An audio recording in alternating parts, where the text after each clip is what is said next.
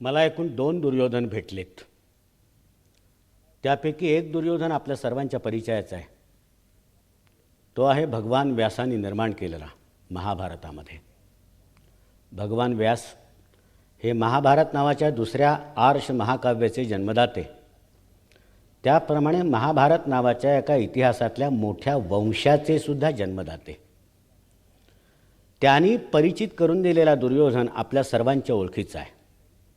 आपण त्याला महाभारतातला खलनायक म्हणून ओळखता आणि आपली ही ओळख खरी आहे. स्वतः महाभारतकार व्यास दुर्योधनाचा उल्लेख करताना राजकली दुर्योधन म्हणून करतात. तो राजघराण्यातला कलिपुरुष होता. दुर्योधनो मन्युमयो महाद्रुमः. दुर्योधन हा एक सुडाचा आणि क्रोधाचा महावृक्ष होता असं व्यासांनी म्हटलेलं आहे. दुर्योधनाचं खलत्व फक्त पांडवांनी ओळखलं नाही, स्वतः व्यासांनी ओळखलं आणि त्याच्या खुद्द मातोश्रींनी ओळखलेलं आहे. आणि दुर्योधनाच्या खलत्वाबद्दलचा निषेध ती वेळोवेळी आपल्या पतीजवळ आणि इंद्रप्रस्थाच्या सम्राटासमोर करत आलेली आहे. दुर्योधन हा अत्यंत दुष्ट होता, मत्सरी होता, कारस्थानी होता, अत्यंत कोत्या मनोवृत्तीचा होता. जन्मभर पांडवांचा दुस्वास करणं एवढं एकच त्याचं उद्दिष्ट होतं आणि त्या उद्दिष्टाशी तो शेवटपर्यंत एकनिष्ठ होता. हे सगळं खरं आहे, पण याला सुद्धा एक कारण आहे, ते आपल्याला विचारात घेतलं पाहिजे. लहानपणी सगळी कुरुकुलातले राजपुत्र एकत्र खेळत असत, एकत्र शिकत असत. त्या 105 राजपुत्रांमध्ये एक अत्यंत आडदांड होता. त्याचं नाव भीम. आपण ओळखू शकता. व्यायामाने त्यांनी प्रचंड ताकद कमावलेली असते आणि ही कमावलेली ताकद कुठे ना कुठेतरी काढावी अशी सुरसुरीसारखी त्याला येत असे. हे पैलवान लोक आपण मिळवलेली ताकद ही रग जिरवण्याकरता जर काही मिळालं नाही तर भिंतीशीच तक्रार घेतात. भीमाची इतकी अडचण झाली नाही, त्याच्या अंगातली ही अनावर रग जिरवण्याकरता त्याच्या वत्सल काकांनी त्याला 100 साधनं उपलब्ध करून दिली होती. त्यामुळे तो खेळामध्ये त्या प्रत्येकाला धरायचा, मारायचा. ते लोक जलक्रीडा करत बसले तर तो आतमध्ये उतरायचा आणि त्यांना बुचकाळायचा. जीव गुदमरून जाईपर्यंत ओरडायला लागले की खदाखदा हसायचा. ते झाडावर खेळत असले की हा हसत हसत खालून जायचा, गदागदा झाडं हलवायचा आणि पिकलेली फळं पडावीत तशी ती मुलं बदाबदा खाली पडायची. संताप याचा सगळ्यांच्या मनात भीमसेनाबद्दलचा, पण त्याचं पारिपत्य सरळपणे करता येत नव्हतं. त्यातून प्रमाणकोटीमध्ये तो विषप्रयोगाचा प्रसंग उद्भवला. त्या लोकांनी भीमाला मेजवानीसाठी बोलावलं. अत्यंत आवडते असे पदार्थ त्याला खाऊ घातलेत. ते सगळे मादक पदार्थ, ते सगळे चविष्ट पदार्थ विषमिश्रित करून खाऊ घातलेत. काही वेळाने त्या विषाचा असर भीमाच्या शरीरावर होऊ लागला आणि तो मूर्छित पडला. तो मेला असं समजून कौरवांना अतिशय आनंद झाला. वेलीच्या जाळ्यांमध्ये त्यांनी त्याचा देह गुरफटला. सगळ्यांनी मिळून ते धूळ उचललं आणि डोहामध्ये फेकून दिलं. आणि एकदाचा भीमाचा काटा आपण काढला या समाधानामध्ये ते परत फिरलेत. त्यांच्या दुर्दैवाने भीमाचा देह एखाद्या प्रचंड माशासारखा कोळ्यांना सापडला. त्यांनी त्याला घरी नेलं, त्याच्यावर उपचार केलेत. आवश्यक त्या विश्रांतीनंतर भीम पुन्हा जिवंत होऊन परतला आणि कौरव राजपुत्रांच्या पोटामध्ये भीतीचा गोळा उत्पन्न झाला. पांडव परत आलेत पंडूच्या निधनानंतर अरण्यातून कुंतीबरोबर आणि पुन्हा त्यांना त्याची भीती वाटली आणि राग आला. आता आपल्याला राज्याच्या वाटणीचा हा अधिकार मागणार याची त्यांना भीती उत्पन्न झाली, तशी झालीच. परंतु लहान असतानाच राज्यप्राप्ती होण्या अगोदर पांडवांचा नायनाट करण्याची अजून एक कल्पना दुर्योधनाच्या मनामध्ये आली आणि त्यातून वारणावतामधल्या त्या लाक्षाग्रहाचा प्रसंग उद्भवला. मय नावाच्या आपल्या विरोचन नावाच्या आपल्या मित्राला एक चांगला प्रासाद बांधण्यासाठी त्यांनी सांगितलं. तो प्रासाद बांधताना त्यांनी दक्षता अशी घेतली की ऊद, राळ यासारखी ज्वालाग्राही पदार्थांची पेरणी त्यांनी बांधकामामध्ये केली. लाकडं अशी घेतली, चटकन पेट घेतील अशी. आणि त्या राजप्रासादामध्ये पांडवांना एका यात्रेच्या निमित्ताने त्यांनी सन्मानपूर्वक पाठवलं जात असताना त्यांनी सगळ्यांनी मोठ्या प्रेमाने त्यांना निरोप दिला. जाताना विदुर त्यांच्याबरोबर होता. त्यांनी म्लेच्छ भाषेमध्ये युधिष्ठिराला दुर्योधनाने रचलेल्या कारस्थानाची कल्पना दिली आणि त्या कारस्थानातून सुखरूप बाहेर पडण्याचा आपण योजलेला जो उपाय होता त्याचाही सुगावा दिला. पांडव वारणावतामध्ये पोचलेत तेव्हा विरोचनाने त्या सगळ्यांचं आनंदाने स्वागत केलं. ते तिथे राहिलेत. यात्रा पार पडली. एक दिवस पांडव झोपले असताना विरोचनाने दुर्योधनाने त्यांच्यावर टाकलेली जबाबदारी पार पाडायला सुरुवात केली. हातामध्ये एक मशाल घेतली आणि तो आता त्या राजवाड्याला लावणार इतक्यात भीम जागा झाला. त्यांनी विरोचनाला बांधून टाकलं. त्याच्या हातामधली एक मशाल घेतली, दुसरी पेटवली. विदुरानी सुचवलेली जी जागा होती ती शोधून काढली, ती उकरली. आतमध्ये एक भुयार होतं. एक मशाल अर्जुनाच्या हातामध्ये दिली, त्याला पुढे व्हायला सांगितलं. त्या प्रकाशामध्ये एक एक पांडव खाली उतरला कुंतीसह आणि ते निघून गेल्यानंतर मग भीमाने आपल्या हाताने विरोचनासकट त्या राजवाड्याला आग लावून दिली आणि त्या भुयारातून ते निसटलेत, अरण्यामध्ये पोचलेत. दुसरे दिवशी वारणावतामधला राजवाडा जळून खाक झाल्याची बातमी हस्तिनापूरला पोहोचली आणि सर्व कौरवांना आणि धृतराष्ट्राला अतिशय दुःख झालं. आपले अत्यंत प्रेमळ आणि कर्तबगार चुलत बंधू अशा अपघातामध्ये एकदम सर्वच्या सर्व नष्ट व्हावेत याबद्दलचा दुखवटा त्यांनी शासकीय पातळीवरून व्यक्त केला आणि जगाच्या दृष्टीने आता पांडव शिल्लक राहिले नाहीत. पांडव लाक्षागृहामध्ये जळून दग्ध झाले नाहीत याबद्दलची खात्री फक्त दोघांना होती. त्यापैकी एक कृष्ण आणि दुसरा द्रुपद.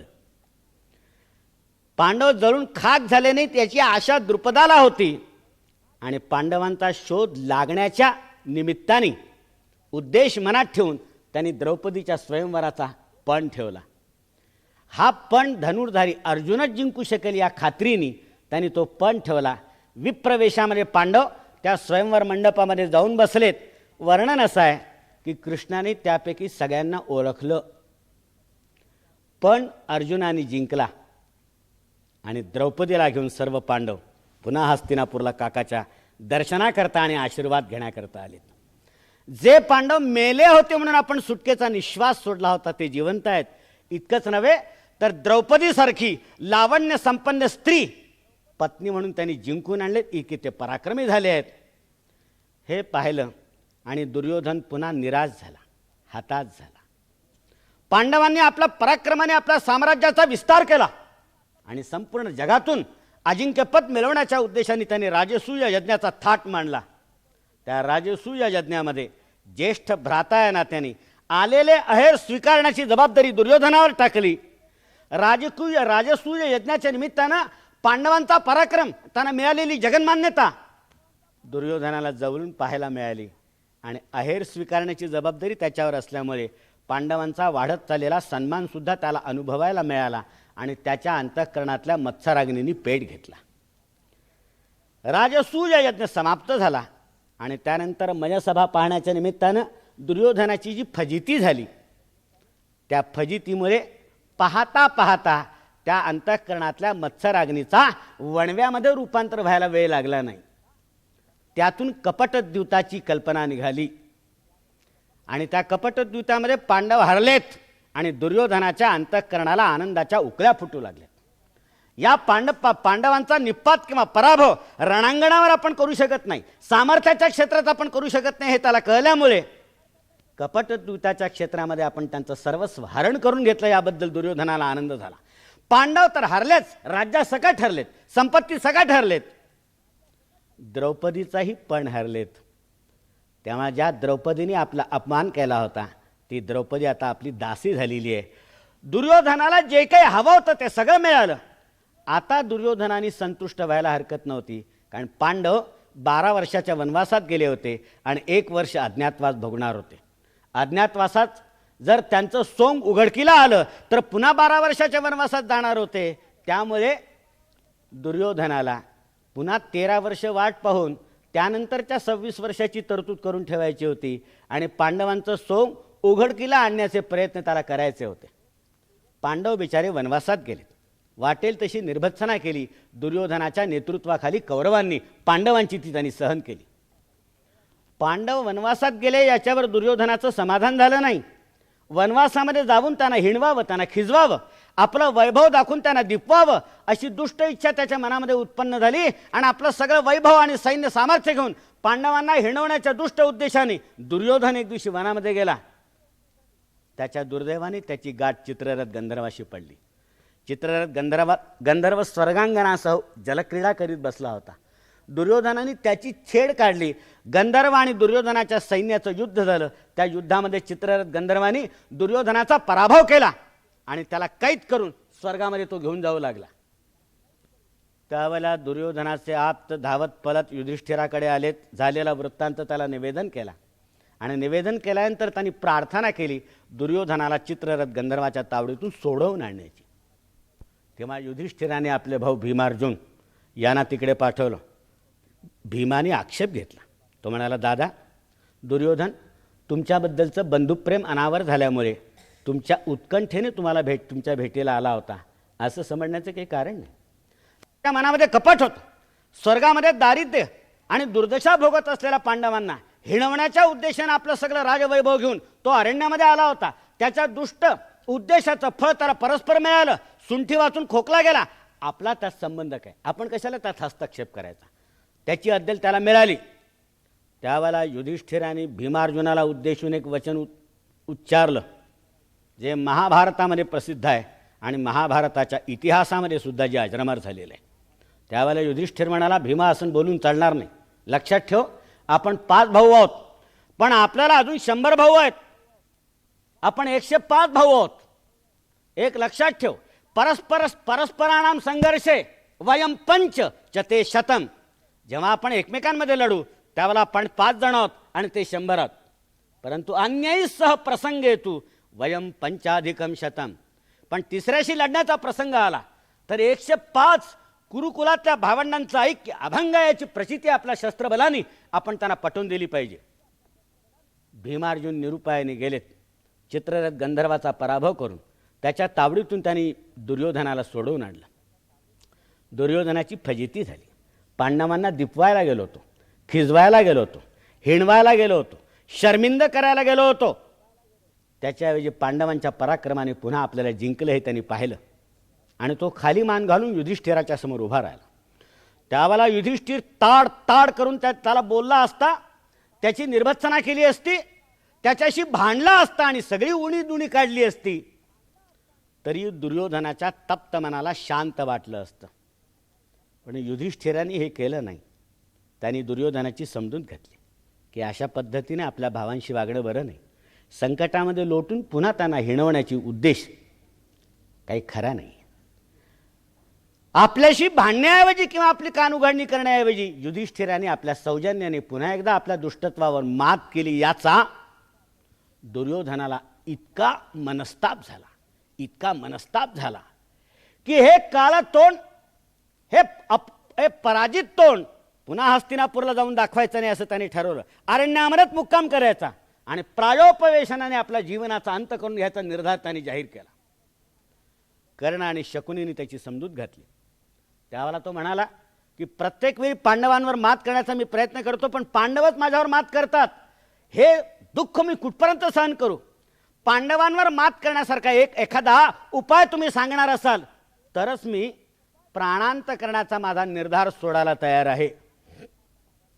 तेव्हा मग सुचवण्यात आलं की पांडवांनी राजसूय यज्ञ केला, सगळ्या जगाला दिपवलं. आपण पुन्हा तसा यज्ञ करू आणि त्याहीपेक्षा भव्य करून दाखवू. तेव्हा त्याला कळलं की राजसूय यज्ञ आपल्याला करता येत नाही, कारण आपल्या घराण्यामध्ये एकदा तो झालेला आहे, तो आपल्याला करता येत नाही पुन्हा.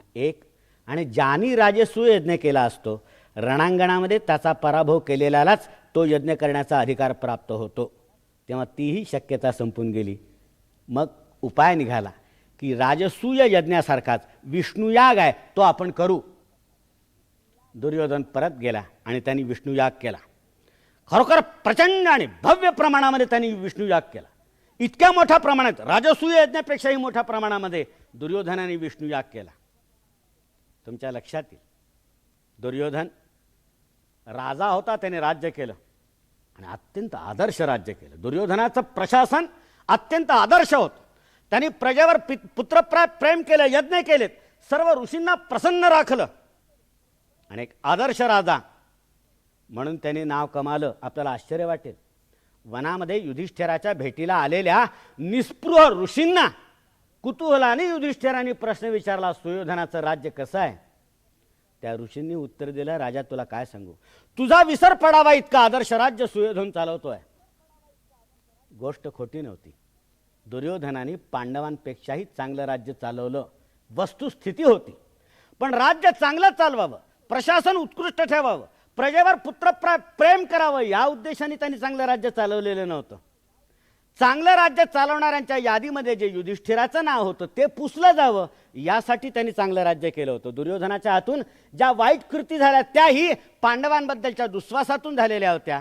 दुर्योधनाच्या हातून ज्या चांगल्या कृती झाल्या त्याही पांडवांवर मात करण्याच्या दुष्ट उद्देशातून घडून आलेल्या होत्या. एक दिवशी दुर्वास दुर्योधनाकडे आला. दुर्वास म्हणजे मूर्तिमंत आग. पण दुर्योधनाने जातीने दुर्वासाची सेवा केली. हा आपली सेवा करतोय हे पाहिल्यानंतर दुर्वासाला आश्चर्य वाटलं आणि आनंदही झाला. त्यामुळे याची परीक्षा पाहण्याकरता मुद्दाम दुर्वास वाईट वागायला लागलेत, तऱ्हेचा छलवाद करायला लागलेत. त्या प्रत्येक परीक्षेमध्ये दुर्योधन उत्तीर्ण झाला. दुर्वासाला आश्चर्य वाटलं. निरोप घेण्यापूर्वी दुर्वासाने सांगितलं की मी मुद्दाम तुझी कसोटी पाहिली, त्या कसोटीमध्ये सुद्धा तू उत्तीर्ण झाला, शाबास, तुझ्या वर्तनावर मी प्रसन्न आहे, वाटेल तो वर मागून घे. आता दुर्वासासारखी आग प्रसन्न झाली. वर कोणता मागावा दुर्योधनाने?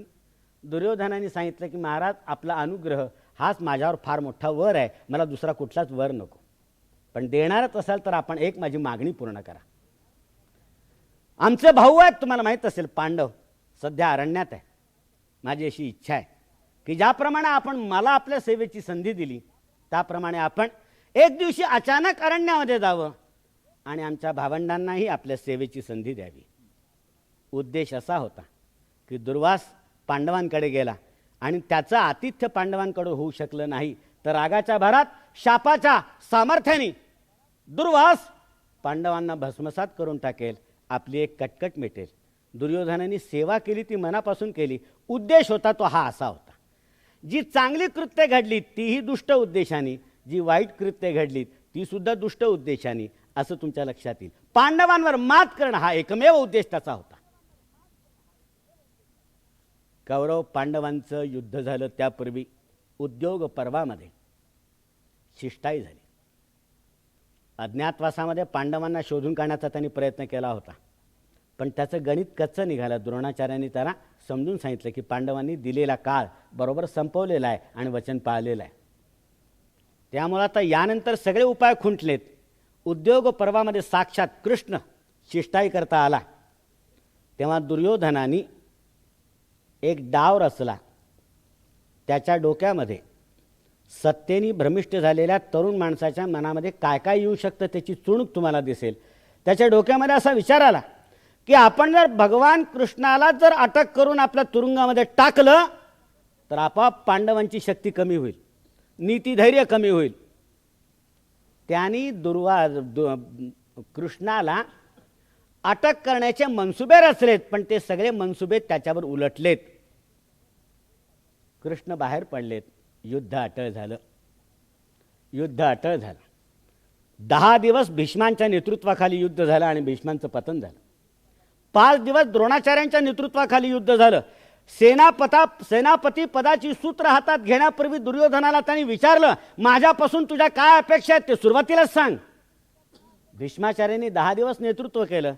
तू त्यांच्या नावाने खडे फोडत होतास की या माणसांनी पक्षपाती राहून कौरव सेनेचं नुकसान केलेलं आहे, म्हणून सुरुवातीलाच तुला विचारतो तुझी अपेक्षा काय माझ्या नेतृत्वापासून. तो म्हणाला, माझी अपेक्षा दुसरी काही नाही, युधिष्ठिराला जिवंत पकडून माझ्यासमोर आणून उपस्थित करा.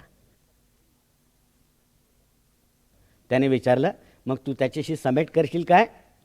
दुर्योधन म्हणाला, छे. म्हणलं, मग त्याला जिवंत आणायचं कारण काय?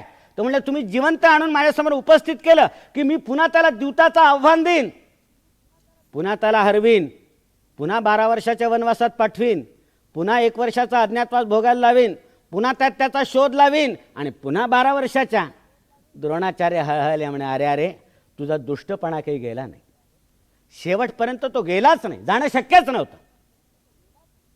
शेवटपर्यंत तो गेला नाही. इतका तो दुष्ट होता.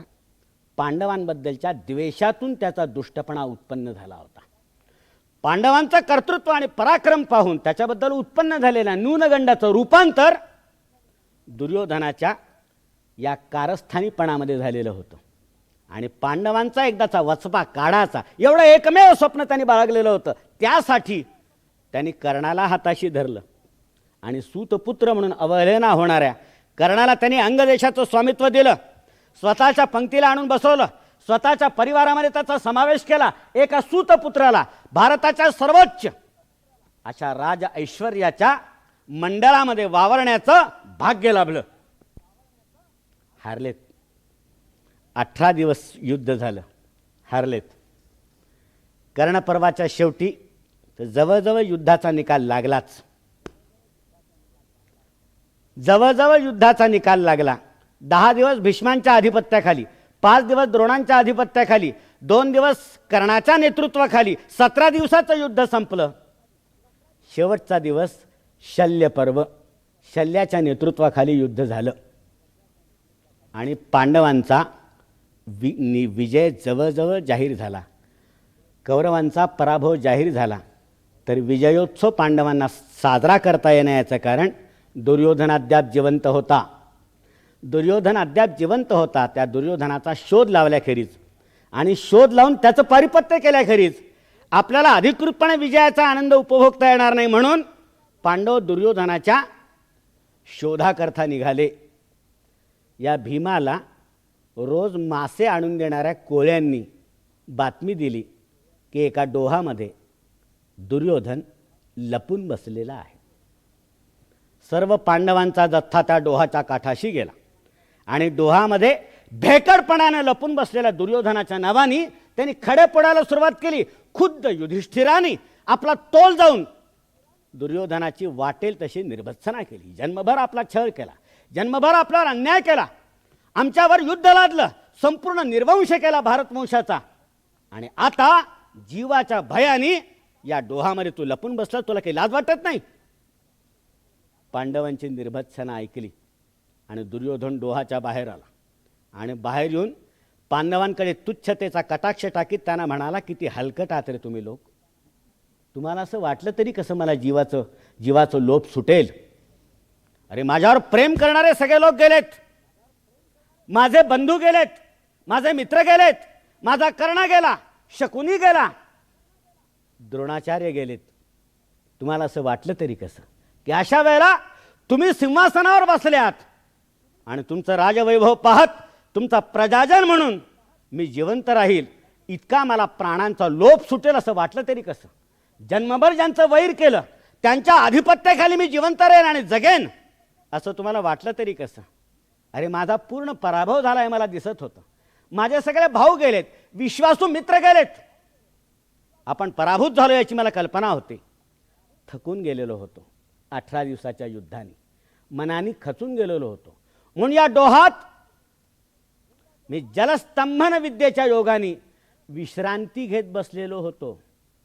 तुम्हाला असं वाटलं की मी प्राणभयाने भेकडपणाने लपून बसलो आहे. तुम्हाला माझी विश्रांती पाहवली नाही. ठीक आहे, आता बाहेर आलो. आता मी तुमच्याशी युद्ध करायला तयार आहे. चला, काय हरकत नाही. शेवट होईल रणांगणामध्ये व्हावा अशी माझी इच्छा आहे. त्याचं ते खुलासेवार बोलणं ऐकून युधिष्ठिर विरघळला आणि म्हणाला की दुर्योधना मला माफ कर भैया, परंतु खरोखर हे आम्हाला माहिती नव्हतं. ठीक आहे, आता तू युद्धाला प्रवृत्त झालाय. मी तुला आमंत्रण देतो की आमच्या 5ही भावांपैकी कुणाही एकाशी तू गदायुद्ध कर. जो जिंकेल त्याचं राज्य, जो हरेल त्याचा वनवास. कृष्णाने कपाळावर हात मारून घेतला आणि सांगितलं की या कुंतीच्या मुलांच्या नशिबात काही राज्य दिसत नाही. जर दुर्योधनाने नेमकं नकुलाला आव्हान दिलं किंवा सहदेवाला आव्हान दिलं ती केवढी पंचायत व्हायची.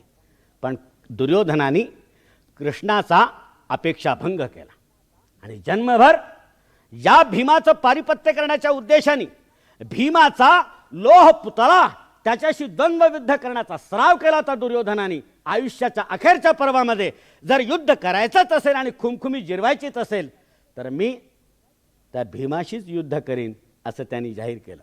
भीमाने आपल्या हातातली गदा दुर्योधनाच्या अंगावर फेकली. दुर्योधनाने ती वरचेवर झेलली, खांद्यावर टाकली आणि समंत पंचक नावाच्या रणभूमीकडे आयुष्यातलं शेवटचं युद्ध, आयुष्यातला सर्वश्रेष्ठ शत्रुशी करण्याच्या उद्देशाने दुर्योधन जाऊ लागला. त्याच्या मागोमाग पांडव जाऊ लागलेत. आपण आता मृत्यू पत्करणार आहोत. हे आपल्या आयुष्यातलं शेवटचं युद्ध ठरणार.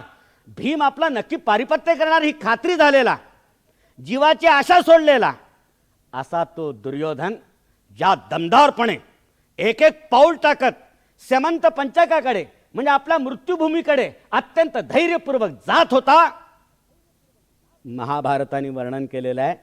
सर्व उपस्थितांच्या अंगावर रोमांच उभे राहिलेत. हे अकुतोभय असं दुर्योधनाचं मोठेपण पाहून आणि स्वर्गातल्या देवांनी सुद्धा त्याच्यावर पुष्पवृष्टी केली. समंत पंचकावर पोचलेत आणि भीम आणि दुर्योधन यांचं गदायुद्ध सुरू झालं. विजयोन्मादामुळे दुप्पट अवसान आलेला भीम पराभवामुळे खचून गेलेला, पण जीवावर उदार झालेला दुर्योधन यांच्यामधलं अटीतटीचं शेवटचं युद्ध सुरू झालं. दुर्योधन भीमाला आटपेना हे लक्षात आलं तेव्हा कृष्णाने भीमाला संकेत केला. दुर्योधनाच्या मांडीचा चक्काचूर करून टाकण्याची जी त्याची प्रतिज्ञा होती त्या प्रतिज्ञेचं त्यांनी स्मरण करून दिलं. भीमाच्या लक्षात आलं आणि त्यानंतर आपली गदा दुर्योधनाच्या मांडीच्या दिशेने उगारली. दुर्योधनाच्या लक्षात आलं की अरे आता काही खरं नाही. त्याचा वार चुकवण्याकरता दुर्योधनाने उडी मारलेली उडी केव्हा ना केव्हा तरी खाली येतेच. खाली येण्याच्या सुमाराला गदेचा प्रहार त्याच्या मांडीवर बसला. दुर्योधन खाली पडला. दोन्ही मांड्यांचा चक्काचूरून दुर्योधन खाली घोसला. दुर्योधन धरणीवर पडला. मांड्या गेल्यामुळे त्याला यत्किंचित हालचाल करता येणार, परंतु तरी भीमसेनाचा प्रक्षोभ ओसरलेला नव्हता. अधर्माचा आश्रय करून दुर्योधनाच्या मांड्यांचा चेंदामेंदा करून त्याचं समाधान झालं नाही. तो वेगाने दुर्योधनाकडे धावत गेला आणि त्याच्या मस्तकाला संतापाने त्याने लाथ हाणली आणि त्याचा मुकुट दूर भिरकावून दिला. म्हणाला, हेच तुझं मस्तक ना ज्याच्यामध्ये सत्तेचं विष भिनल्यामुळे जन्मभर तू आमच्यावर अन्याय केलास, आमचा पिच्छा पुरवलास, आमचा छळ केलास. भीमाने दुर्योधनाच्या मस्तकाला लाथ मारली. हे कृष्णाला आवडलं नाही. त्यांनी युधिष्ठिराची कानउघाडणी केली की तू भीमाला आवरायला पाहिजे होतंस. कितीही दुष्ट असला, शत्रू असला तरी दुर्योधना एक वीर पुरुष होता आणि तो धर्तीवर पडल्यानंतर अशा रीतीने त्याचा अपमान करण्याचा अधिकार भीमाला नाही. हे दुर्योधनाने ऐकलं आणि भीमाने अधर्माचा आश्रय करून आपल्या मांड्यांचा चेंदामेंदा केला. याबद्दल त्याच्या मनाचा जेवढा संताप झाला नव्हता त्यापेक्षा कृष्णाच्या या मानभावी बोलण्यानी झाला आणि तो असा उसळला, उठता येत नव्हता. त्यांनी असे कोपर हाताचे असे जमिनीवर टेकवलेत आणि त्याच्या आधारावर जेवढं काही अंग उचलता येईल तेवढं उचलण्याचा प्रयत्न केला. क्रुद्धशासी विसस्येव छिन्न पुच्छस्य भारत प्राणांतकारिणीं घोराम वेदनामप्यचिंतयन्. एखाद्या शेपूट कापून टाकलेल्या भुजंगाप्रमाणे तो एकदम कृष्णावर संतापाने उफाळला आणि सोसाट्याने फुटकारला आणि आग ओकणाऱ्या डोळ्यांनी कृष्णाकडे पाहत तो म्हणाला. त्यांनी जे संबोधन वापरलं ते कृष्णा, द्वारकेचा राजा, देवाधिदेवा हे नाही. मृत्यूच्या मांडीवर झोपलेल्या दुर्योधनाने भगवान कृष्णाला उद्देशून वापरलेलं संबोधन असं होतं, हे कंसाच्या दासाच्या कार्ट्या, तुला दुःख झालं नाही काय? भीमानी जमिनीवर पडल्यानंतर माझ्यावर लत्ता प्रहार करायला नको होता म्हणून तुला फार दुःख झालं. साहजिक आहे, फार भावनाप्रधान तू आणि त्याच्यामुळे तुला दुःख झालं. पण मला सांगू दे की मला यत्किंचित दुःख झालं नाही. याचं कारण माझ्या आयुष्यामध्ये मला काही कमी पडलं नाही. मी राज्य केलं, आदर्श राज्य केलं, प्रजेवर पुत्रप्राप प्रेम केलं, तऱ्हेतऱ्हेचे यज्ञ केलेत. माझ्या आयुष्यामध्ये मी काही काही कमी केलं नाही. क्षात्र राजपुरुषांनी ज्या प्रकारचं ऐश्वर्य संपन्न असं कृतार्थ जीवन जगावं तसं मी जीवन जगलो. आणि क्षात्र राजपुरुषांनी ज्या प्रकारे धारातीर्थावर मरण पत्करावं त्या प्रकारचं मरण मी पत्करतोय. माझे जीवनही धन्य झालं आणि माझं मरणही धन्य होतोय. मला अजिबात दुःख झालं नाही. मला अजिबात दुःख झालं नाही. म्हणशील भीमाच्या लत्ता प्रहाराने, अजिबात नाही. भीमानी लत्ता प्रहार केला ही गोष्ट खरी आहे, पण दुर्योधन अंतिम क्षणी असं म्हणतो, नमे विषादो भीमेन पादेन शिराहतम. आपल्या लाथेने माझ्या मस्तकाला त्यांनी ठोकर मारली याचं मला किंचित दुःख होत नाही. कारण का वा कंक गृध्रावा निधास्यंती पदम क्षणात. कारण काही क्षणानंतर माझ्या मस्तकाला कावळे आणि गिधाडं लत्ता प्रहार करणारच आहेत. शेवटच्या क्षणी आपल्या कट्टर वैऱ्याला कावळ्यांच्या आणि गिधाड्यांच्या पंक्तीमध्ये लोटून मग दुर्योधनाने मान खाली टाकली. दुर्योधन अत्यंत दुष्ट होता, कपटी होता, कारस्थानी होता, मत्सरी होता, या गोष्टी खऱ्या आहेत. परंतु पांडवांबद्दलच्या ज्या न्यूनगंडातून आणि पांडवांबद्दलच्या मत्सरातून त्याचा हा सगळा कपटीपणा आणि दुष्टपणा उगवलेला होता, त्याची मीमांसा आपण केली. दुर्योधन खरोखर अत्यंत ताटपणे वागला, कुठे भेकडासारखा वागला नाही. आणि पांडवांना एकदा शत्रू मानलं, या शत्रूंशी त्यांनी कधी संगनमत केलं नाही. उद्योग पर्वामध्ये साक्षात कृष्ण शिष्टाई करायला आला. 5 गावांवर समेट करण्याची युधिष्ठिराची तयारी त्यांनी बोलून दाखवली. त्यावेळेला दुर्योधनाने दिलेलं उत्तर असं आहे की भीक म्हणून मागणार असाल 5 गावच काय, राज्य सुद्धा देतो. हक्क म्हणून मागणार असाल सुईच्या अग्रावर मावेल एवढी माती सुद्धा द्यायला तयार नाही. यावधी तीक्ष्णया सूच्या विद्येद अग्रेण केशव तावदपि अपरित्याज्यम भूमेर्न पांडवान प्रती. असं बाणेदार उत्तर त्याने दिलेलं होतं. एकाकी शेवटचा लढा त्याने भीमाशी दिला आणि त्याने अधर्माचा आश्रय केला, तरी शेवटपर्यंत त्याच्याबद्दलची तुच्छता बुद्धी याच्या मनातली कमी झाली नाही. असं एक पिळदार व्यक्तिमत्व दुर्योधनाच्या रूपाने व्यासाने महाभारतामध्ये साकार केलेला आहे. हा दुर्योधन आपल्या सर्वांच्या ओळखीचा आहेच. या सर्व दोषांसकट, या सर्व दूषणांसकट या दुर्योधनाला आपण फार चांगलं ओळखता. यानंतरचा जो दुर्योधन मी आपल्यासमोर आणणार आहे तो कदाचित आपल्याला अनोळखी असण्याचा संभव आहे. तो आहे भासाचा दुर्योधन. व्यासाचा दुर्योधन हा 5000 वर्षापूर्वीचा दुर्योधन आणि भासाचा दुर्योधन हा 2500 वर्षापूर्वीचा दुर्योधन. भासानी जी 13 नाटकं लिहिलीत त्यापैकी 5 नाटकं महाभारतीय कथानकावरच आहेत.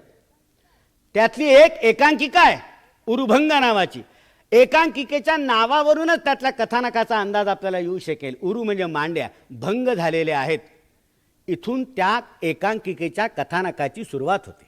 भट्टनारायणांनी भीमाच्या प्रतिज्ञेचं जे वर्णन केलेलं होतं, चंचत भुज भ्रमित चंड गदाभिघातर संचूर्णी तोर युगुयस्य सुयोधनस्य स्त्यानावन धगन शोणित शोण पाणी वृत्तम सहिष्यति कचास्तव देवी भीमा. त्याच्या मांडीवर प्रहार करेल आणि त्याच्या जखमेतून निघणाऱ्या गरम रक्ताच्या ओहळामध्ये हात भिजवून त्या हातांनी तुझी वेणी बांधेन, तोपर्यंत केस मोकळे असू दे.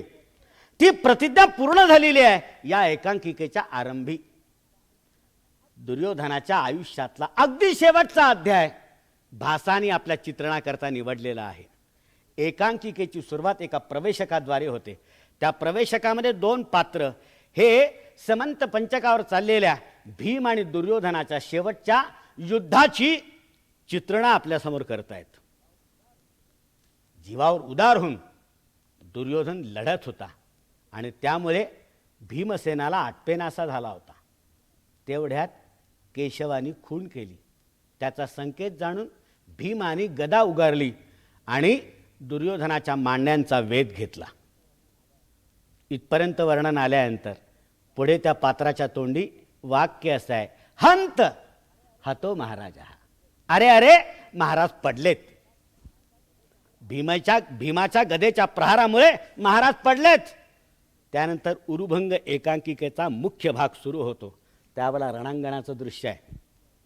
रणांगणाचं दृश्य आहे. सगळीकडे मृत्यूचं तांडव माजलेलं आहे.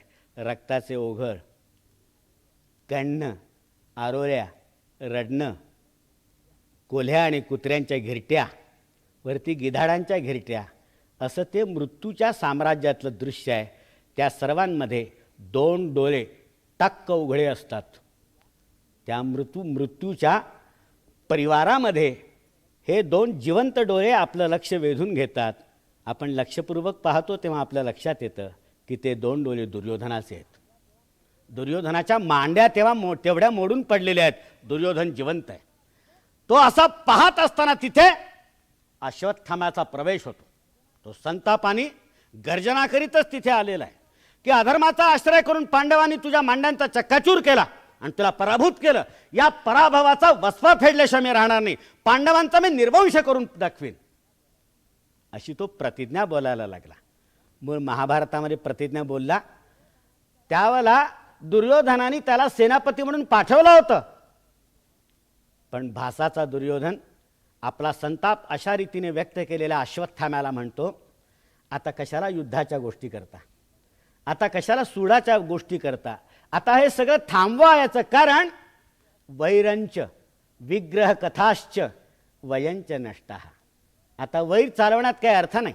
आता युद्धाच्या गोष्टी सुद्धा संपवल्या पाहिजे. त्याचं कारण आता आम्हीच संपायला आलो आहोत. दुर्योधन असं बोलला तेव्हा अश्वत्थामा पुन्हा त्याच्यावर संतापला आणि म्हणाला की मला असं वाटतं की भीमाच्या गदेनी तुझ्या मांड्यांवर प्रहार केलेला नाही, तुझ्या स्वाभिमानावर प्रहार केलेला आहे, म्हणून तू असं लाचारपणाने बोलतोयस. दुर्योधन म्हणाला असं म्हणू नका. स्वाभिमानावर प्रहार केला असा मी म्हणू नका. याचं कारण मान शरीराही राजानहा. स्वाभिमान हेच क्षत्रिय राजपुरुषांचं शरीर असतं. त्याच्याच बळावर मी आजपर्यंत टिकून राहिलेलो आहे असं आपण म्हणू नका. पांडवांचा निर्वंश करण्याची प्रतिज्ञा उच्चारून अश्वत्थामा तिथून निघाला आणि काही वेळाने त्या ठिकाणी बलदेवाचा प्रवेश झाला. बलदेव म्हणजे बलराम, दुर्योधनाचे गदा युद्धातले गुरु, ते आलेत आणि पांडवांच्या अधर्माच्या बातमीनी तेही अस्वस्थ झालेत. आपल्या शिष्योत्तमाचा पराभव अधर्माने केला याबद्दल तेही संतप्त झालेत आणि पांडवांना अद्दल घडवण्याची घोषणा त्यांनी दुर्योधनाच्या तोंडावर केली. दुर्योधनाने तेच उत्तर दिलं, म्हणाला वैरंच विग्रह कथाश्च वयंच नष्टा. आता कृपा करून आपण या गोष्टी करू नका, आता संपवा सगळं आहे. बलदेवानी तोच आक्षेप घेतला की मला असं वाटतं की प्रहार तुझ्या मांड्यांवर झालेला नाही, स्वाभिमानावर झालेला आहे. उत्तर दुर्योधनाने तेच दिलं, मान शरीराही राजानहा. स्वाभिमान हे क्षत्रिय राजपुरुषांचं शरीर असतं. तो आपल्या गुरुदेवांना म्हणाला, गुरुदेव स्वाभिमान नसता प्रमाणकोटीमध्ये भीमावर मी विषप्रयोग केला असता, वारणावतामध्ये पांडवांना जाळून टाकण्याचा प्रयत्न केला असता, कपटद्यूत खेळलं असतो, पांडवांना पराभूत केलं असतं, पांडवांना वनवासात पाठवलं असतं, पांडवांचा वनवासात सुद्धा छळ करायचं टाळलं असतं, पांडवांवर युद्ध लादलं असतं. त्या युद्धामध्ये माझ्या मुलासारख्या असणाऱ्या अभिमन्यूवर सगळेजण एक समयावच्छेदी करून तुटून पडलो असतो. आपण लक्षात घ्या, हे सगळं मी स्वाभिमानापोटीच केलेलं आहे. त्या स्वाभिमानाची अद्दल मी भोगतोय, तेव्हा त्याच्याबद्दल पश्चाताप करण्याचं कारण नाही आणि तुम्हाला ही हळहळ वाटू देता उपयोगी नाही. त्या दोघांचं बोलणं ऐकलं आणि त्या दोघांच्याही कानांवर आणि त्याचबरोबर प्रेक्षकांच्या कानांवर काही हाका ऐकू येतात. वत्स आवाज भरदार असतो, एका पुरुषाचा, म्हाताऱ्याचा आवाज असतो. त्यावरून तुम्ही ओळखता की साक्षात महाराज धृतराष्ट्र आपल्या मुलाला हाक मारत आहेत. पुत्र एका म्हाताऱ्या स्त्रीचा आवाज आहे, तुम्ही ओळखता माता गांधारी आपल्या मुलाला हाक मारते. नाथ दुर्योधनाच्या दोन स्त्रिया मालवी आणि पौरवी आपल्या पतीला हाक मारत होत्या. या सर्व हाकांना दुभंगून एक कोवळा आवाज आकाशामध्ये लहरत गेला. तात तुम्ही ओळखता दुर्योधनाचा लहान बछडा दुर्जय त्याचा आवाज होता. आवाजाच्या दिशेने बलदेवाने तिकडे पाहिलं. बापरे, स्वतः राजा धृतराष्ट्र गांधारीसह आपल्या मुलाच्या शेवटच्या भेटीकरता यायला निघाले होते. 2 स्त्रिया होत्या, दुर्जय होता. बलरामाला वाईट वाटलं की काय प्रसंग आला या माणसावर, की या वयात उरल्या सुरल्या एकुलत्या एक मुलाची शेवटची भेट घेण्याकरता आपल्याच बाकीच्या मुलांची प्रेत तुडवीत हे कुटुंब आता दुर्योधनाकडे येत चाललेलं आहे. पण काय दमदार पाऊल टाकतोय तो जन्मांध म्हातारा. त्याच्याकडे पाहत बलदेव म्हणायला लागले, बापरे काय याचे बाहू, सुवर्णमय यज्ञ स्तंभासारखा एक एक बाहू याचा. काय आत्मविश्वासानं जन्मांध असताना सुद्धा हा पदन्यास करतोय. असं वाटतं की याच्या सामर्थ्याचा, याच्या पराक्रमाचा मत्सर वाटून या दुष्ट देवांनी अंधाराच्या मुठी याच्या डोळ्यांवर मारल्यात आणि याला जन्मांध करून टाकलं. ते येत होते. येता येता दुर्जय हा बिचारा थकून गेला आणि म्हणाला, आजोबा आता आम्ही थकलो, आता आम्ही बाबांचा शोध नाही घेत. त्याच्या पोटात भीतीचा गोळा उठला की याने जर शोध घेण्याचं टाळलं तर आपल्याला आपला मुलगा भेटणार कसा. कारण त्या सर्व कुटुंबांमध्ये डोळे फक्त याला एकट्याला होते. हाच एकटा डोळस होता. धृतराष्ट्र जन्मांधा होता. गांधारीने डोळ्याभोवती पट्टी बांधून घेतली होती. मालवी आणि पौरवी या असुर्यम पश्या राण्या होत्या. सूर्यकिरणांना सुद्धा ज्यांच्या पादांगुष्ठाचं दर्शन घेण्याची प्राज्ञा नव्हती, अशा त्या 2 स्त्रिया आज पहिल्या प्रथम आपल्या प्रासादाबाहेर आपल्या पतीचा शोध घेत हिंडत होत्या. त्यातल्या त्यात डोळे दुर्जयाला उड्या मारत मारत तो आपल्या बाबांना शोधत होता, पण शोध लागत नव्हता. कंटाळला तेव्हा त्याला अवसान येण्याकरता त्या दुष्ट धृतराष्ट्राने त्याला एक प्रलोभन दाखवलं.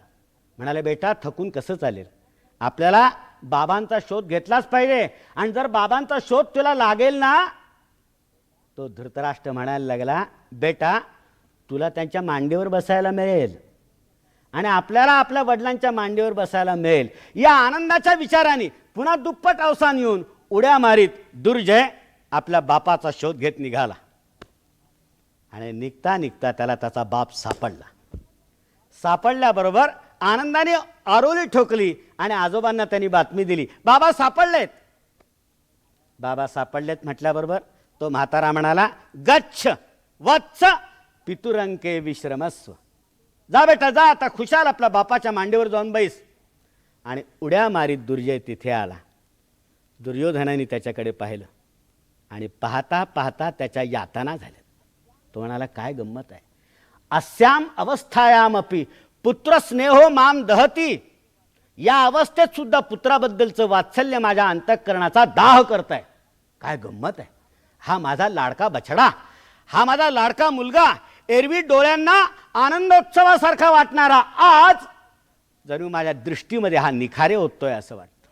हृदय प्रीती जननो योमे नेत्रोत्सव स्वयं सोयम दैव विपर्यासात चंद्रो वन्नित्व मागता. चंद्राचं अग्नीमध्ये रूपांतर व्हावं त्याप्रमाणे माझ्या लाडक्या मुलाचं आज असह्य असं दर्शन मला होत आहे.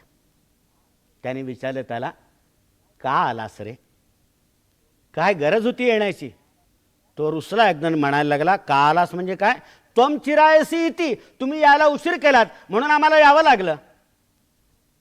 एवढं बोलून तो थांबला नाही. एवढं बोलून तो थांबला नाही. बापाकडे पाहत म्हणाला, बाबा मला तुमच्या मांडीवर घ्या ना. अहमपि ते अंके उपविशामी.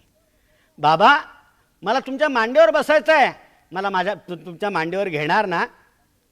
दुर्योधनाने एकदा आपल्या मुलाकडे पाहिलं, एकदा चेंदामेंदा होऊन गेलेल्या मांड्यांकडे पाहिलं आणि दुर्योधनाच्या अंतःकरणामध्ये कालवा कालव झाली.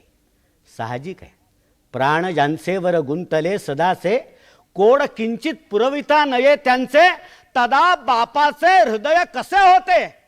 बी कवी म्हणतात, ते जाणता येत नाही. तदा बापाचे हृदय कसे होते, नये वदता अनुभवी जाणती ते. नाही बोलता येत. तो दुर्योधन ऐकत होता आपल्या मुलाची इच्छा. मुलगा वाट पाहत होता कधी आपल्याला बाबा जवळ घेतील. तुम्ही म्हणालात ती गोष्ट खरी आहे, हा लेकाचा अत्यंत दुष्ट. काय म्हणाला आपल्या मुलाला, त्या अवस्थेत तो हट्ट धरणाऱ्या, तेवढाही पुरवता न येणाऱ्या अवस्थेमध्ये आपल्या मुलाला तो काय म्हणाला, तुला यायचंय, मला आता तुला मांडीवर बसवता येणार नाही. याचं कारण अद्य प्रभृती नास्तीदम पूर्वभुक्तम तवासनम. ज्या आसनावर तू आतापर्यंत हक्काने आणि सुखाने बसत होतास बेटा, आजपासून ते आसन तुझं राहिलेलं नाहीये. तो म्हणाला, का? दुर्योधन म्हणाला, कारण मी आता गावाला जायला निघालो आहे. गावाला जायला निघालेलो आहे. गावी जाता ऐकता त्याच काळी, गावी जातो ऐकता त्याच काळी, उचंबलुनी ती बालसृष्टी गेली, करा घालुनी करपाश रेशमाचा, गळा घालुनी करपाश रेशमाचा, वदे येतो मी पोर अज्ञवाचा. त्यांनी गळ्यामध्ये मिठी मारली. बाप गावाला जायला निघाले आणि हट्ट धरला, बाबा आम्ही तुमच्याबरोबर गावाला येणार. बापरे, कोणत्या गावाला तो निघाला होता? तो म्हणाला होता, मी अहम भ्रातृशतम अनुगच्छामी, माझे 100 भाऊ ज्या गावाला गेले आहेत त्याच गावाला जायला मी निघालेलो आहे. आणि आपल्या लाडक्या लेकानी आयुष्याच्या ऐन उशक्काली त्या गावाला जाण्याची इच्छा आपल्यासमोर बोलून दाखवावी. त्याचं अंतःकरण केवढं हादरून गेलं असेल, आपण कल्पना करा. पण तुम्ही म्हणालात ती गोष्ट खरी आहे. हा अत्यंत दुष्ट आपल्या कोवळ्या मुलांनी अशी अजाण इच्छा व्यक्त केली. त्याच्या अंतःकरणाचा उन्हाळा होण्याऐवजी त्याच्या डोळ्यात बेडरपणे पाहत दुर्योधन म्हणायला लागला, तुला यायचं आहे त्या गावाला, तुला यायचं आहे त्या गावाला, एक कर. दुर्योधन म्हणाला, भीम काकांकडे जा. 3च शब्द भासानी वापरले आहेत दुर्योधनाच्या तोंडी. दुर्योधन एवढं म्हणाला की तुला यायचं आहे माझ्याबरोबर, येतात ब्रुकोदरम ब्रूही. भीम काकांकडे जा. त्यांना म्हणावं, तुम्ही माझ्या बाबांना ज्या गावाला पाठवलं त्याच गावाला मलाही पाठवा. त्यांचा आवाज ऐकला. धृतराष्ट्र म्हणाला, पुत्र, तुझा आवाज ऐकू येतोय. पुत्र एही ये अभिवादय स्वमाम. बेटा, अजून मला तू नमस्कार नाही केलास. मी आलोय, अजून तू माझ्या पाया पडला नाहीस. बापानी म्हणावं, मुलाला माझ्या पाया पड म्हणून. राहवलं नाही दुर्योधनाला. म्हणाला, अयमयम आगच्छामी, हा मी आलोच. उठण्याचा प्रयत्न केला आणि मागच्या मागे कोसळला. आणि मग कोसळल्यानंतर बाकी मग त्यांनी धाय मोकलून रडायला सुरुवात केली. म्हणाला, अरे अरे, अयम मे द्वितीयो प्रहार. भीमाने हा माझ्यावर दुसरा प्रहार केला. ऋतम मे भीमसेनेन गदापात कचग्रहे सममूरुद्वयनाद्य गुरोः पादाभिवंदना. या भीमसेनानी माझे केस हातात धरून माझ्या मांड्यांवर गदेचा प्रहार केलेला नाही आहे. आईबापांना वंदन करण्याची मुलाची जी इच्छा असते तिच्यावरच प्रहार केलेला आहे आणि तिचा चेंदामेंदा करून टाकलेला आहे. धृतराष्ट्र तिथे येऊन पोचला. गांधारी तिथे येऊन पोचली. दोघे जण तिथे बसलेत. वळला दुर्योधन आपल्या बायकांकडे. त्या रडत होत्या. मालवीला म्हणाले, रडायला काय झालं? असं कोणतं कृत्य केले की ज्यामुळे तुला लाज वाटावी, त्याला रडायला यावं? एक लक्षात ठेव, मी राजपुरुष होतो. मी आदर्श राज्य केलं, मुलांसारखं प्रेम केलं प्रजेवर, सर्व प्रकारची सुख दिलीत, तऱ्हेतऱ्हेचे यज्ञ केलेत, ऋषींकडून आशीर्वाद घेतलेत. जगातल्या सर्व सम्राटांच्या राजमुकुटातल्या रत्नांचं प्रतिबिंब माझ्या पायाच्या नखांमध्ये पडलं. याचा अर्थ मोठमोठे सम्राट माझ्या पायावर वाकले होते. काय कमी केलं मी तुला? तेव्हा क्षत्रिय राजपुरुषांनी ज्या प्रकारचं जीवन जगलं त्या प्रकारचं मी जीवन जगलो आहे. आणि आज क्षात्र पुरुषांनी ज्या प्रकारचं मरण पत्करावं त्याप्रमाणे मी रणांगणावर मृत्यू पत्करतोय. काही झालं नाही तुला रडायला, रडायचं काम नाही. तिने डोळे पुसलेत. म्हणाली, हे मी डोळे पुसलेत, मी तुमच्या मागोमाग सती यायचं ठरवलेलं आहे. मग तो दुसऱ्या बायकोकडे वळला, पौरवीकडे. म्हणाला, हे बघ, माझी उजवी भुवई बघ, भीमाच्या गदेनी दुभंग झालेली आहे. माझ्या छातीकडे बघ, शत्रूंच्या बाणांच्या वर्षावानी जखमांच्या लाल रत्नांचं हारच जणू काही माझ्या गळ्यामध्ये घातलेलं आहे. मी सगळे घाव माझ्या छातीवर झेललेले आहेत, पाठीवर त्याची खूण सुद्धा नाही. मी मर्दासारखा लढलो, शूर पुरुषासारखा लढलो, रणांगणातून पळ काढलं नाही. तेव्हा तुझा नवरा भेकड नाही आहे, शूर पुरुष आहे. तुला धन्यता वाटायला पाहिजे, अभिमान वाटायला पाहिजे, रडायचं काही कारण नाही. ती म्हणाली, मी दुबळी आहे, मला रडल्याशिवाय राहवत नाही. त्यानंतर त्यांनी दुर्जयाला जवळ बोलावलं. सगळ्यांच्या छातीमध्ये एकदम धस्स झालं. हा आपल्या आता मुलाशी काय बोलणार. दुर्जयाचा कोवळा हात आपल्या हातात घेतला आणि दोन्ही हात त्याच्यावर ठेवून तो दुर्जयाला समजून सांगायला लागला, बेटा लक्षात ठेव, उद्यापासून द्रौपदी काकूंवर तू माझ्या इतकंच प्रेम कर. यानंतर त्या तुला माझ्या ठिकाणी आहेत. युधिष्ठिर काकांवर इतकंच नव्हे तर भीम काकांवर सुद्धा बापासारखं प्रेम कर. आता माझ्या ठिकाणी तुला तेच आहेत बेटा. म्हणाला, वर्षाच्या शेवटी सर्व नातलगांना तिलांजली देईल युधिष्ठिर. रेशमी उत्तरीयामध्ये हात गुंडाळून त्यावेळेला तू त्याच्याजवळ बैस. ज्यावेळेला तो माझ्या नावाचा उच्चार करेल त्यावेळेला त्याच्या हाताला तू आपला हात लाव. त्याचं बोलणं ऐकलं धृतराष्ट्र हातरून गेला. त्यांनी गांधारीला विचारलं, ऐकतेस ना तू? ती म्हणाली, हो. अहम अभीत पुत्र प्रसविनी. मृत्यूला सुद्धा भीक न घालणाऱ्या पुत्राची आई म्हणून मी हे सगळं ऐकते. दुर्योधन त्यानंतर तिच्याकडे वळला. तिने तिला नमस्कार केला. म्हणाला, आई नमस्कृत्य वदामि त्वाम यदि पुण्यम मया कृतम. आई मी तुला नमस्कार करतो. आयुष्यामध्ये यत्किंचित तरी पुण्य माझ्या हातून घडलं असेल तर एकच कर. नमस्कृत्य वदामि त्वाम यदि पुण्यम मया कृतम अन्यस्यामपि जात्याम मे त्वमेव जननी भव. दुसऱ्या जन्मामध्ये तूच माझी आई हो, मला दुसरं काही मागणं नको. ऐकून ती म्हातारीला एकदम बडबडून आला आणि ती रडायला लागली. बलदेव आलेत, म्हणालेत, काय चाललंय हे सगळं तुमचं? काय चाललंय त्या लाचारीच्या पराभवाच्या आणि रडण्याच्या गोष्टी? भीमाने तुझ्यावर अन्याय करावा आणि तू खुशाल तो स्वीकारावा. अरे भीमाने पराभव करावा. दुर्योधन त्यांच्याकडे पाहत म्हणाला, तुम्हाला असं वाटतं भीमाने माझा पराभव केला? तुम्हाला असं वाटतं भीम माझा पराभव करण्याची शक्यता आहे? भीमामध्ये ते सामर्थ्य आहे? तर म्हटलं, मग काय झालं? साधी कल्पना करा, भीम केवढा पराक्रमी. अरे ज्यांनी निवात कवचाचा पराभव केला, जळत्या खांडववनातून आपल्या आईला ज्यांनी सुरक्षित बाहेर काढलं, ज्याच्या पराक्रमाचा धाक सर्व त्रिभुवनाला आहे, अशा भीमाने माझा पराभव करण्याकरता अधर्माचा आश्रय घेतला. याचा अर्थ आपल्या पराक्रमाच्या भरोशावर आपण दुर्योधनाला जिंकू शकणार नाही असा न्यूनगंड त्याच्या मनामध्ये उत्पन्न झाला आणि त्याला अधर्माचा आश्रय घ्यावा लागला. विजय कुणाचा झाला, त्याचा की माझा? त्याने विचारलं, भीमाने आपली गदा तुला मारली नाही? भीमाच्या गदेचा प्रहार तुझ्या शरीरावर झाला नाही? दुर्योधन क्षीण हसला, म्हणाला, हा पुन्हा एक गैरसमज. भीमाची गदा मला मारू शकते? भीमाची गदा मला मारू शकते? त्याने विचारलं, मग काय झालं काय? तो म्हणाला, लक्षात ठेवा, जो क्षीरसागरामध्ये शयन करतो आणि तिन्ही लोकांचं सूत्र चालन करतो, ज्याने पारिजातकाचा वृक्ष स्वर्गामधून आणला आणि सगळ्या देवांचं सुद्धा गर्वहरण केलं, तो सर्व त्रिभुवनाचा स्वामी भगवान महाविष्णू माझ्याबद्दलची दया उत्पन्न होऊन भीमाच्या गदेमध्ये शिरला. त्यांनी भीमाच्या गदेमध्ये प्रवेश केला आणि माझ्या शरीराला स्पर्श केला, माझा उद्धार करण्याच्या उद्देशाने. काय उंचीवर जाऊन बसला होता दुर्योधन, ते लक्षात घ्या.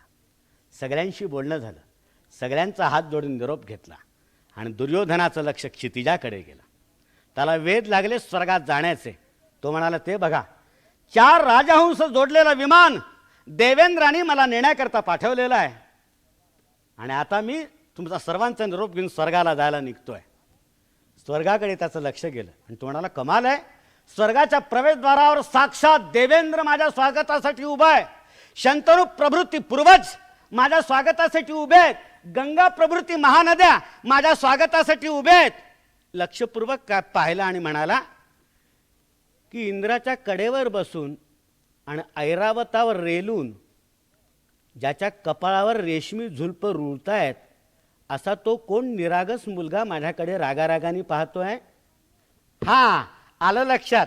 अभिमन्यू बेटा, रागावू नकोस माझ्यावर, मी आता तुझ्या भेटीला आलोच आहे. दुर्योधन म्हणाला, अयमयम आगच्छामी असं म्हणाला आणि मागच्या मागे कोसळला.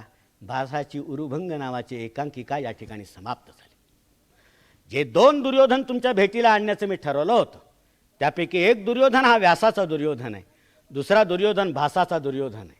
पहिला दुर्योधन 5000 वर्षापूर्वी इतिहासामध्ये होऊन गेला, दुसरा दुर्योधन 2500 वर्षापूर्वी भासाच्या प्रतिभा विश्वामध्ये जन्माला आला. या 2 दुर्योधनांमध्ये फरक आहे. पहिल्या दुर्योधनाचा नामोच्चार जरी केला तरी तुमच्या अंतःकरणामध्ये संतापाचे एक तीक्ष्ण सणक उत्पन्न होते, जे अत्यंत समर्थनीय आहे. दुसऱ्या दुर्योधनाची ओळख झाल्यानंतर तुम्हाला त्याच्याबद्दल राग धरावासा वाटत नाही. याचं कारण तुमच्या हे लक्षात येतं की भासाचा जो दुर्योधन आहे तो व्यासाचा नाही. प्रमाणकोटीमध्ये विषप्रयोग करणारा भीमावर दुर्योधन हा नाही. वारणावतामध्ये पांडवांना लाक्षागृहामध्ये जाळून टाकण्याचा अधम प्रयत्न करणारा दुर्योधन हा नाही. कपटद्यूत खेळायला प्रवृत्त करणारा दुर्योधन हा नाही. पांडवांना वनवासात पाठवणारा दुर्योधन हा नाही. पांडवांचा छळ करणारा दुर्योधन हा नाही. जन्म पांडवांवर अन्याय करणारा दुर्योधन हा नाही. पांडवांवर युद्ध लादणारा दुर्योधन हा नाही. अभिमन्यूंना सगळ्यांनी मिळून मारून टाकणारा दुर्योधन हा नाही. हा दुर्योधन महाभारतातला नाही. तो तितका कपटी नाही, तो कारस्थानी नाही. भासाच्या विश्वातला जो दुर्योधन आहे तो तुमच्या माझ्यासारखा मनुष्य आहे. तो तुमच्या माझ्यासारखा मनुष्य आहे. तो तुमच्या माझ्यासारखा पिता आहे. तो तुमच्या माझ्यासारखा पती आहे. तो तुमच्या माझ्यासारखा पुत्र आहे. असा पिता की मुलांनी व्यक्त केलेली लहान इच्छा सुद्धा पूर्ण करण्याचं सामर्थ्य नसल्याबद्दल ज्याच्या मनामध्ये हतबलतेची भावना उत्पन्न झालेली आहे. असा पती की मृत्यूला सामोरं जाताना सुद्धा आपल्या स्त्रियांची तो अत्यंत धैर्याने समजूत घालतो. असा पुत्र की जो आईला नमस्कार करताना अत्यंत हळवा होऊन जातो, लहान मुलगा होऊन जातो आणि पुढच्याही जन्मी तूच माझी आई हो असा हट्ट धरू लागतो. हा दुर्योधन बाप आहे. हा दुर्योधन मुलगा आहे. हा दुर्योधन नवरा आहे. हा दुर्योधन मनुष्य आहे. महाभारतातल्या दुष्ट दुर्योधनाच्या कातळासारख्या शरीरामध्ये हा दुर्योधन माणुसकीचा झरा आपल्याला वाहताना दाखवतो. हा दुर्योधन पूर्णपणे मनुष्य आहे. राक्षसांकडे आपण पाहता राक्षसांना असलेलं माणसाचं अंतःकरण हा दुर्योधन दाखवतो. माणसाला असलेली राक्षसपणाची जी कडा आहे ती व्यासाचा दुर्योधन आपल्याला दाखवतो. हा पूर्णपणे दुर्योधन आपण पाहिला. मित्रांनो, मला आपल्याला सांगू द्या की आपण याच्या दुःखाशी समरस होतो आणि या दुर्योधनावर प्रेम करायला लागतो. दुष्ट दुर्योधनावर प्रेम करायला आपल्याला उद्युक्त करणारा जो भास तो भारतातला सर्वश्रेष्ठ कलावंत आहे. या विषयावर आपल्या दोघांमध्ये दुमत होण्याचं कारण नाही असा आशावाद व्यक्त करून मी आपल्याला धन्यवाद देतो.